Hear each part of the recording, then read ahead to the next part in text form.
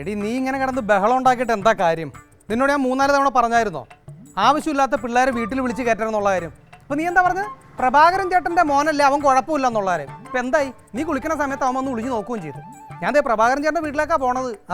പുള്ളീനെ കൊണ്ട് പറയണില്ല, വേറെ ഒന്നല്ല, പുള്ളീനെ കണ്ട് പറഞ്ഞാൽ ശരിയാവില്ല. മകനോട് എന്തായാലും കാര്യമൊന്ന് പറയണമല്ലോ. ഇതിപ്പോൾ നമ്മൾ ഇന്ന് പറഞ്ഞില്ലെങ്കിൽ നാളെ ഇവനത് വീണ്ടും ആവർത്തിക്കും. ഒന്നാമത്തെ കാര്യം, അയാളൊരു നല്ല മനുഷ്യൻ. അയാളോട് ഇത് എങ്ങനെ ചെന്ന് പറയും അയാളുടെ മുഖത്ത് നോക്കി? ഞാൻ വിളിക്കാം. ഓക്കെ.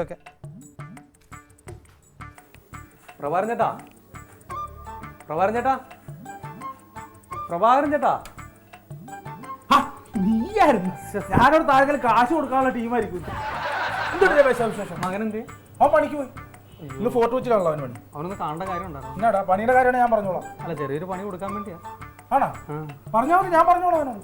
അല്ല, അവനെ നമുക്കൊന്നും ഇപ്പൊ കാണാൻ ഒരു വഴിയില്ലല്ലേ? ഇപ്പൊ കാണാൻ പണിക്ക് പോയില്ലേ? ഇപ്പൊ കാണാൻ പറ്റുമോ? അവന്റെ നമ്പർ ഉണ്ടോ? ഫോൺ നമ്പർ ഉണ്ട്. അത് എനിക്ക് അറിഞ്ഞൂടാ. അവളോട് രമേശൻ വന്നേക്കടി ചായ എടുക്ക്. അല്ല, ചായ ഒന്നും വേണ്ട. എനിക്ക് അവനൊന്ന് അത്യാവശ്യമായിട്ട് കാണേണ്ട കാര്യം പറ രമേശ. നീ അല്ല, അവനോടൊരു കാര്യം പറയാനുണ്ടായിരുന്നു എനിക്ക്. അതുകൊണ്ടാണ്. എന്താ കാര്യം? എന്താ? പോക്കൃത്തരം കാണിക്കരുന്ന് അവനോടൊന്ന് പറഞ്ഞേക്കണം കേട്ടോ. ഞാൻ വന്നെന്ന് പറഞ്ഞു. അങ്ങനെ പോക്കൃത്തരെ കാണിക്കരുന്ന് അവനോട് പറയണമെന്ന്, ചേട്ടൻ്റെ മോനോട്. അതിനെ രമേശ, നീ രാവിലെ വന്നിട്ട് ഒരുമാതിരി ആക്കണ്ട രീതി സംസാരിക്കണത്.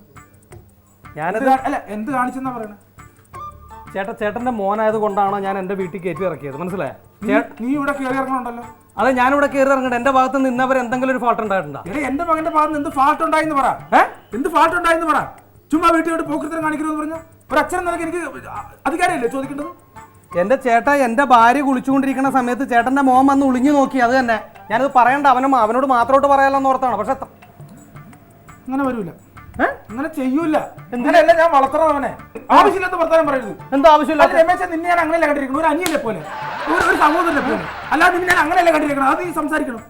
ചേട്ടന്റെ മോനെ കരിവാരി വെച്ചിട്ട് എനിക്കൊന്നും കിട്ടാനുള്ള. എന്റെ ഭാര്യ കുളിച്ചുകൊണ്ടിരുന്നപ്പോൾ ഒളിഞ്ഞു നോക്കി. അത് ഞാൻ കണ്ടത്. എന്നെ കാണാൻ അവൻ ഓടി. അത് തന്നെ ചെയ്യില്ലെന്ന് ഞാൻ പറഞ്ഞു. ചെയ്യില്ലെന്ന് പറഞ്ഞേക്കാം. ഞാൻ കണ്ടതല്ലേ. ഞാൻ അങ്ങനെയല്ല അത്ര തന്നെ.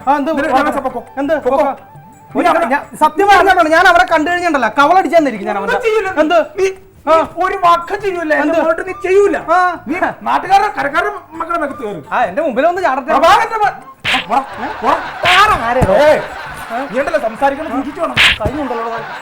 തന്റെ മോൻ പോക്കത്തരം കാണിച്ചാൽ പോരാ. അത് വന്ന് പറഞ്ഞപ്പോ അവന്റെ സൈഡിൽ നിന്നാ സംസാരിക്കും. രമേശ, ഞാൻ പറയണമെന്ന് കേക്ക്. ഇത് പറഞ്ഞു തീർക്കേണ്ട കേസാണ്. നാട്ടുകാർക്ക് നാണക്കേടാവും. അല്ല, പിന്നെ വഴക്കിടാതെ എന്ന് പറഞ്ഞ പിന്നെ ചേട്ടനൊന്ന് ആലോചിച്ച് നോക്കിയേ. രമേശ, ഈ ബാത്റൂമിന്റെ വാതിക്കെ 4 ഇഷ്ടിക ഇട്ട് കഴിഞ്ഞാല് അതേ കയറി നിന്ന് നോക്കിക്കഴിഞ്ഞാൽ എന്തായാലും ആ വിഷയം ഭംഗി ആവൂല, കാണാൻ പറ്റൂല. പിന്നെ ഉള്ളത് ആ ബാത്റൂമിന്റെ ലെഫ്റ്റ് സൈഡിന് ഒരു ദ്വാരയില്ലേ, ആ സോപ്പ് വയ്ക്കണ സ്ഥലത്ത്, അതിലേക്കൂടെ നോക്കിക്കഴിഞ്ഞാൽ ആ കപ്പ് ഇങ്ങനെ പൊങ്ങണ സീൻ മാത്രമേ കാണാൻ പറ്റൂ. അല്ല, അത് അത്രേ ഉള്ളൂ. വേറെ അപ്പുറത്തേക്ക് ഒന്നും കാണാൻ പറ്റില്ല. പിന്നെ രമേശ, ആ ബാത്റൂമിന്റെ വാതിലിന്റെ താഴെ ഒരു വിടവില്ലേ, പിന്നെ അതിലേക്കൂടെ നോക്കണം. പക്ഷെ ക്ലിയർ അല്ല. ഇവിടം വരെ കാണാൻ പറ്റുള്ളൂ.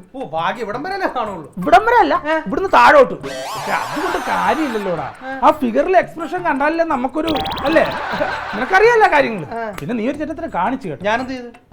ആ ഭാർഗവന്റെ വീടിന്റെ സൈഡിന് ഒരു ചിലിത്തെങ്ങ് നിൽക്കണ, അതിന്റെ മേളിരുന്ന് കാണാം. പക്ഷെ നീ ഷീറ്റിട്ട് വെച്ച് മേടിച്ചു. അയ്യോ, അത് അതുകൊണ്ടല്ല.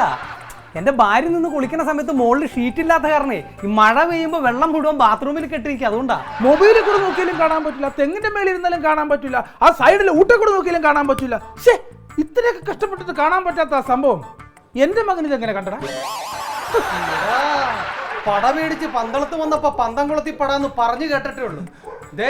ഇപ്പൊ കണ്ട്